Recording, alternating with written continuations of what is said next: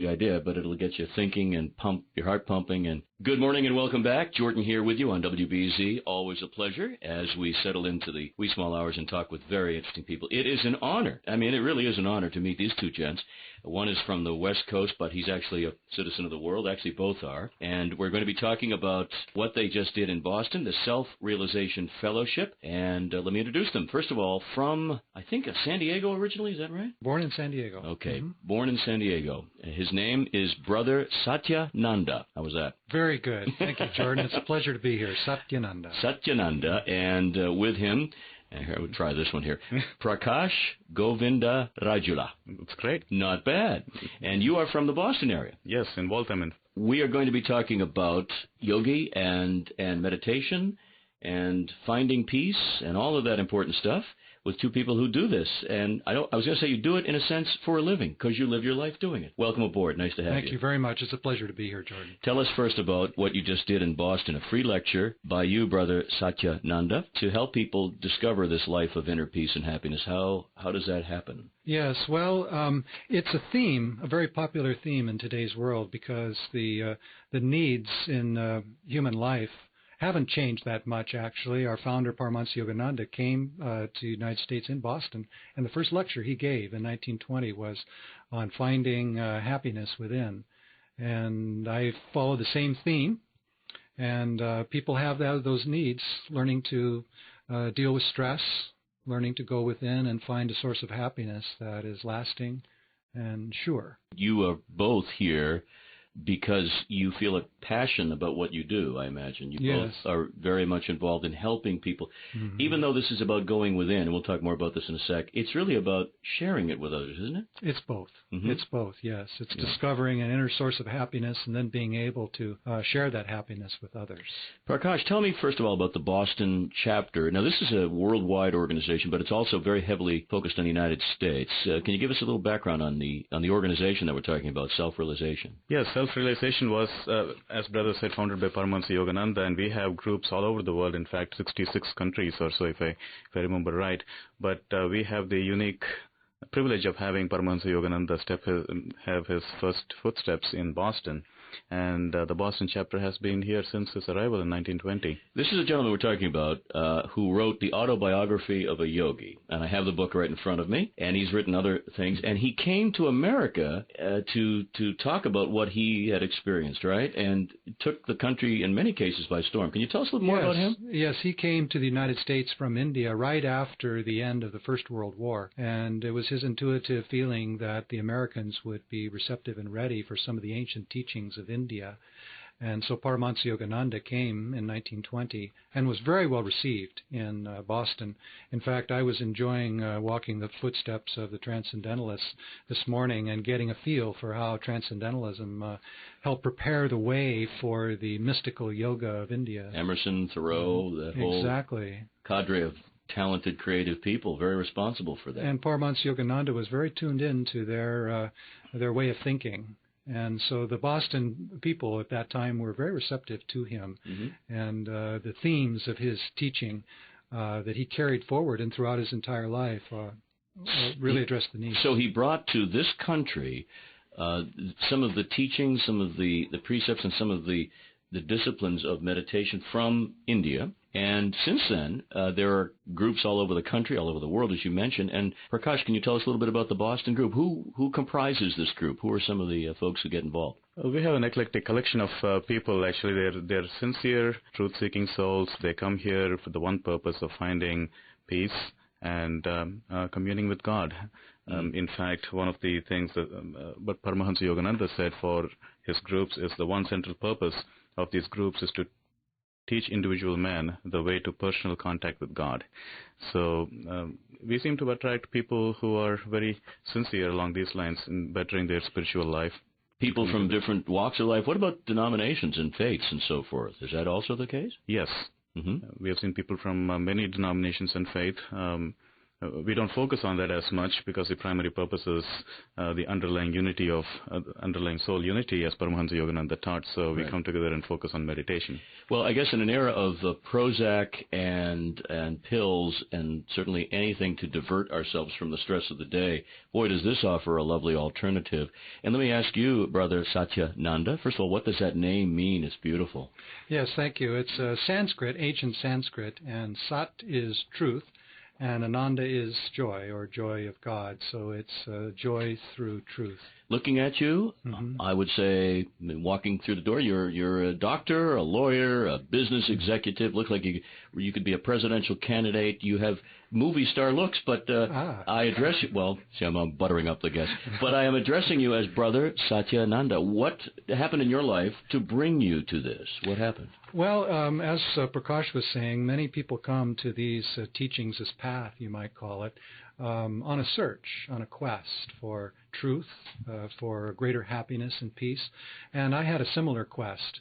This is a classic format that comes from ancient Indian times, where people don't just find themselves born or baptized into a religion. They actually seek truth and then choose a path that is suitable to them. And so I went through quite a long stage of inquiry in my early years when I was in university in California, looking for meaning in life, looking for purpose in life. And I used to even go down to the ocean, the Pacific Ocean, and look out over the sunset and say, what is the meaning of all of this?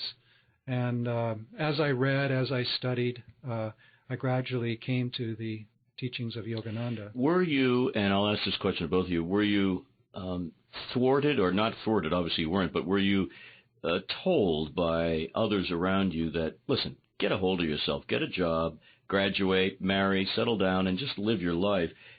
Because at times people who are on these quests for something a little bit broader and deeper than just getting that big screen TV, at times they feel bombarded by the outside world. Did you have that? Yeah, you're very much in tune, Jordan.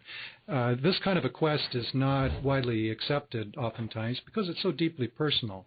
And other people think, well, why aren't you happy with the normal options that are available in worldly life? And all you can do is just say, I'm following a voice from within that's guiding me, and I feel I have to be true to that voice. And so we tend to attract a lot of people who have been seeking for a long time, reading books, attending lectures, going to different churches, and they haven't found exactly the source that they're looking for. And when they come, they tend to stay. Mm-hmm.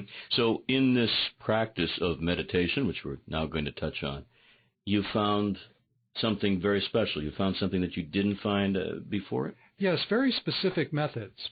Paramahansa Yogananda offers a very holistic teaching on a spiritual lifestyle. So part of the message and the theme that I've been bringing to Boston is how to build a dynamic spiritual lifestyle.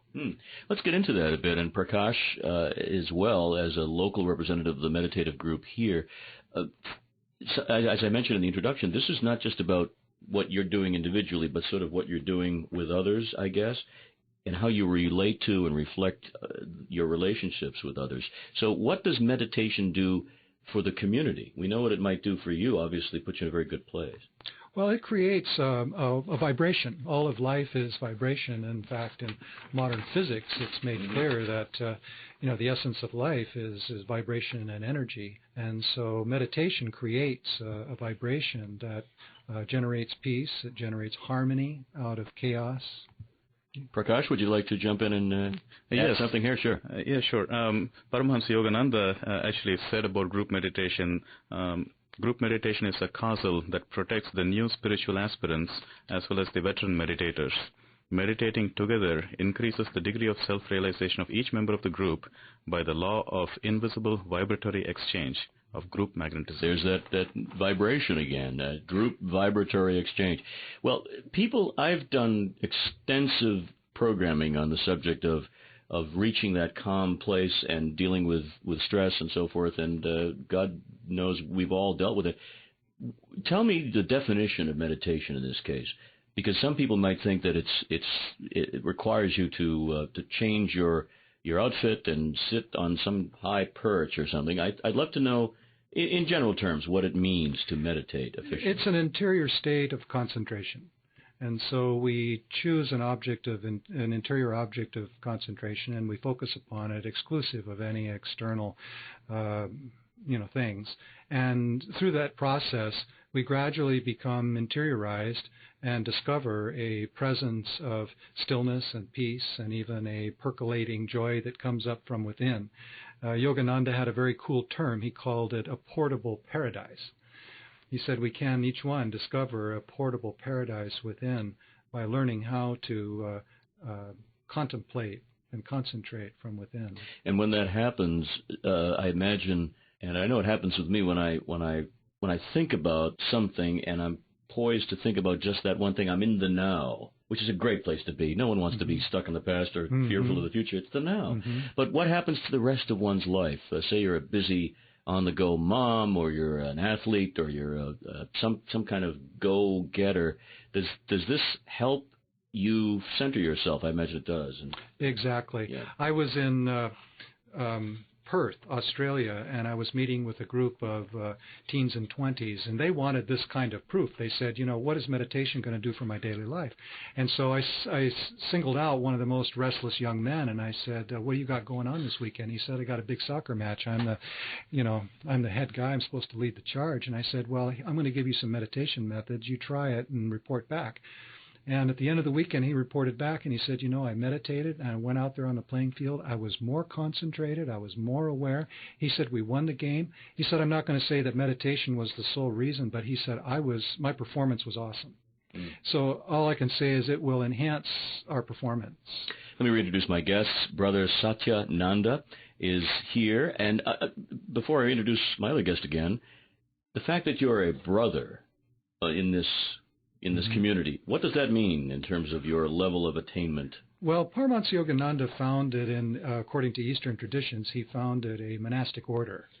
And although he is no longer living in the body, the monastic order continues on, carrying on the work that he started. So it principally is a monastic order that carries forward the work. And then we have meditation centers all over the world where individuals like Prakash, they do the local work. Prakash Govinda Rajula is also here from Boston, and you told me you arrived at the Self-Realization Fellowship in 1982, correct? Yes. Okay, what brought you to this? I mean, you're from India originally, but what brought you to this?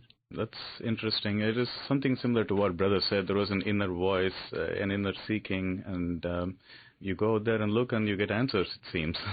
And when you ask the right questions, and that's how I came across the book, The Autobiography of a Yogi, and that attracted the lessons there, and the life of Paramahansa Yogananda pretty much said everything that I wanted to know. So we're going to give websites and all and tell people where they can get these books and so forth. One of the books, by the way, along with The Autobiography of a Yogi, is Inner Peace, How to Be Calmly Active and Actively Calm. And boy, I tell you, you could probably stop 10 people in the street and ask them, if you wanted one of three things, I'll give you a free car, a free trip, or inner peace. Well, maybe 1 out of or 2 out of 10 would say the free car, but I think more people would choose inner peace. I really do. I think you've put your finger on the pulse, because everywhere I go, people are saying that they have a value of inner peace and happiness that's higher than anything else. Tell me a little bit about the practice of meditation. And you said it's relatively easy to adopt. There are many people who are going to say, I can't concentrate. I certainly have, my mind drifts. I don't know what to do, and how do I do it? Well, this is the problem. People don't have any methods or training, and they think, of course, that meditation is going to be very difficult and it requires some kind of extensive practice. But actually, the methods are quite simple. Traditionally, they're connected with the breath.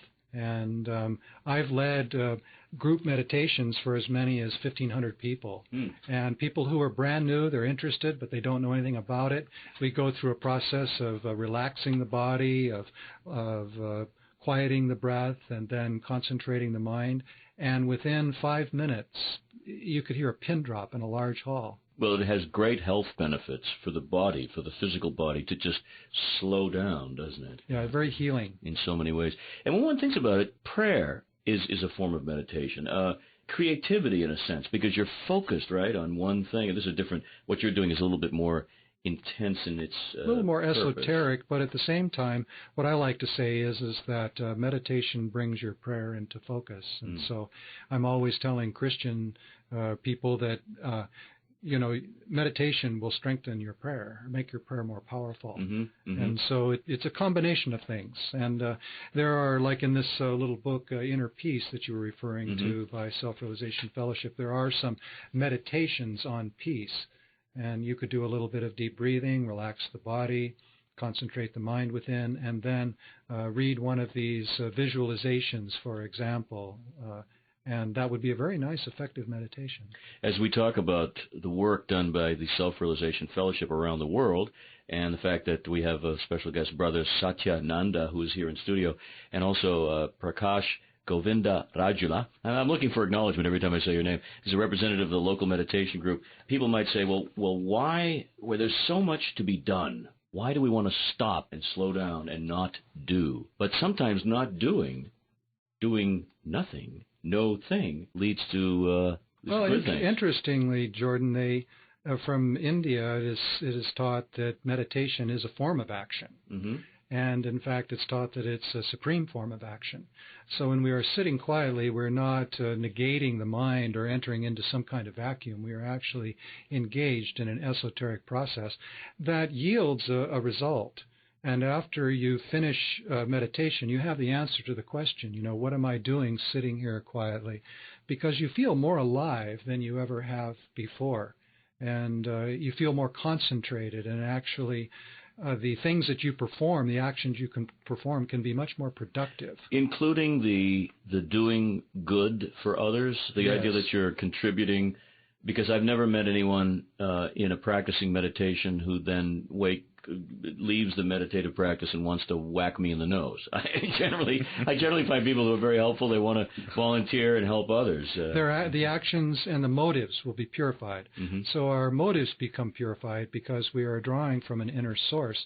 At one of the messages that I brought to Boston about spiritual lifestyle, I call it the 4 pillars. One is meditation, another one is spiritual reading, a third one is self-reflection, and a fourth one is service, doing good for others. I'm about 3.5. I need to work half on my meditative because I love doing for others. I really do. Reading is my absolute joy. What was the third one again? It's self-reflection. Self-reflection. Done a lot of that. Still working on the meditative practice. Yeah, but see, you're more than halfway there. It's not so hard. One of the questions that I have, and I'm reflecting the audience's question, I think, when I ask this, there's no one alive in this world today who is incapable of achieving this. Why? People think that because they're in a particular position or lot or subjugated to a certain degree of pain that they cannot escape into something that is so natural. I guess my point is, and you can comment on this, we are all capable. Why don't more of us open up to possibilities? Well, there's an inherent part of human nature that's very restless. And it has a desire to always be engaging outwardly in things. And so when we approach the concept of meditation, I think a lot of people have a resistance. They want to be moving, they want to be doing, especially in our entertainment, world where we expect to be entertained. Sitting and actually meditating, we think, well, we're doing nothing, nothing's happening. But all it takes is just a little bit of discipline. And all of a sudden we start feeling better than we felt before. And that was the title of the introductory lecture this past weekend, was Living a Life of Inner Peace and Happiness. And you discover that inner life of peace and happiness that comes from just even a few minutes of meditation. Did you have something to offer? Prakash? Well, I completely can relate to what Brother said. I think I am not like Brother. Brother has dedicated his life to the work of Self-Realization Fellowship and seeking God and serving Paraphrasing Yogananda. But the inspiration that he brings and others like him who bring to those of us in the world, so to speak, is very encouraging. Even for a little while, we spend some time in the morning and evening, take a few minutes off to meditate, and it makes a tremendous difference in my daily life. You have a life, obviously, beyond just the organization. What do you do when you're not involved? He runs an international technological business. 24 hours, 24/7. So you're a hard driver. Obviously, you're a businessman, and you're creative and competitive, energetic, and you find that this helps you balance your activities, I guess. Or does it? This helps tremendously to do the things that I want to do, and most importantly, it gives me the ability to feel happy about what I'm doing. And that is because, again, of focus, concentration. You're able to put myself into whatever I am doing. Not always. It's not I haven't perfected this yet, but to the extent that I have been able to, it has been a very joyful experience. Yeah, the idea that this is just constant bliss is not what we're talking about. We're talking about just focusing and going a little silent so that we can learn from that silence, right? Yes, and the idea that we can discover not only some positive forms of peace, but also some very strong experiences of inner happiness that are not dependent upon outer conditions. And then the beautiful thing is that as we learn to concentrate more on the happiness that's coming from within, the more it grows. And I like to call this one of the great mysteries of life, that once we discover a source of peace and happiness from within, as we concentrate on it, it begins to grow. It's a beautiful experience, really. And do you think, brother, that more and more people, because of shows like this and because of the work you're doing at organizational get-togethers and because of just the nature of people, more and more people are trending in this direction as opposed to the negative. I every time you turn the news on, it's negative, negative, negative. I meet so many more people that are focusing on this kind of approach to life. Are you optimistic is what I'm asking? Yes, I am. And I see everywhere I go and talk with people who are on a very sincere, dedicated search for a positive sense of peace and happiness. And in some cases, they're running away from the terror that they see all around them.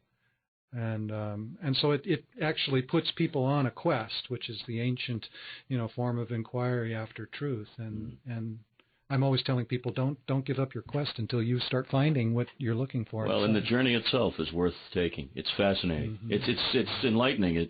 Whatever that journey is for you out there listening, it'll blow your mind, and that's the idea. But it'll get you thinking and pump your heart pumping, and hopefully just ignite something in you to do more. Let's do this before we close out and say thank you to both of you. The Boston chapter, you're always interested. I'm sure people are welcome to check out the Boston chapter and find out more. How can they do that, Prakash? Oh, absolutely. Anybody is welcome to come to our group. There is no fee or any criteria to visit us. We are at 751 Main Street in Waltham, and you can get all the information from our website. It's bostonmeditationgroup.org. bostonmeditationgroup.org. That's right. That's easy enough. And Brother Satyananda, in terms of a national or international site, would that be this one right here that I see? Yes, that's correct. In Los Angeles, we have our international headquarters, and the website there is Yogananda-SRF.org. I'll spell that. It's Yogananda, who's the person of whom we've been speaking, Yogananda-SRF.org. The books are Autobiography of a Yogi and Inner Peace, and I'm sure there are many more writings people can check out. Thank you. First of all, both of you, thank you very much. It's lovely to meet you, Prakash. Thank you for having me here. And Brother Satyananda, it was a thrill to meet you, too. Yes, I enjoyed being on your show, and I appreciate everything that you're doing on radio to forward these messages. People need these messages. Absolutely, and I know that the neat thing about radio is that the waves, they're invisible, of course, they're vibratory, and they head out into the ionosphere, if you will, and just somewhere out there, somebody may have heard this, and their life may change, and I certainly hope that's the case. Did you want to add something? I'll just read a quote from this little book, Inner Peace. It's a small book by Paraphrasing Yogananda that can just go into your purse or your back pocket.